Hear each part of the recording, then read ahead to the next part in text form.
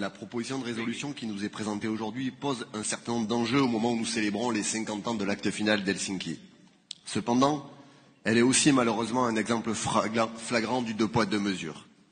Un deux poids deux mesures qui acte la mort du droit international et n'est pas à la hauteur des enjeux qui se trouvent face à nous.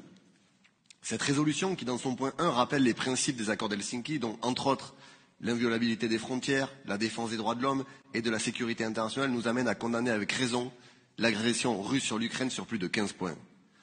Je regrette une fois de plus la différence de traitement qui entoure la situation au Proche-Orient, et singulièrement les condamnations qu'il manque contre l'État d'Israël. Comment peut-on se féliciter, je cite, avec satisfaction du cessez-le-feu conclu en janvier entre Israël et le Hamas, sans condamner de manière claire le responsable de sa violation, à savoir l'État israélien. Depuis 20 mois, Israël exécute, organise et planifie un génocide à Gaza, affame une population sans défense et pousse l'horreur jusqu'à tirer sur des Palestiniens venus chercher de l'aide alimentaire. On compte plus de 55 000 morts à Gaza, des milliers de blessés, de disparus, d'amputés. Face au premier génocide filmé en direct, nous ne pouvons rester silencieux. Face à l'effacement délibéré et méthodique d'un peuple, nous pouvons nous contenter de formules neutres. Alors que l'ONU et les instances internationales sont aujourd'hui attaquées, l'OSCE doit parler d'une voix forte, au service des peuples et de la paix. Comment parler du droit d'Israël à se défendre alors que Netanyahou vient de bombarder son 4e pays d'affilée, multipliant les crimes de guerre?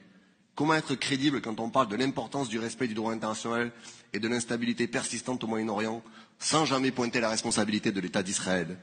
Notre résolution doit appeler l'ensemble des États membres de l'OSCE à respecter le mandat d'arrêt émis par la Cour pénale internationale à l'encontre de Benjamin Netanyahou et Yoav Gallant.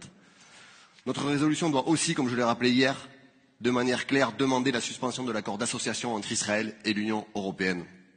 Les guerres préventives, concept qui n'existe pas, servent de paravent aux criminels de guerre pour servir leurs propres intérêts. La sécurité des peuples passera par la diplomatie et le dialogue et le respect intangible du droit international. Si nous voulons que les accords d'Helsinki vivent, ils ne doivent pas dépendre des lieux des conflits et des auteurs des crimes. Il ne faut pas de géométrie variable sur le droit international.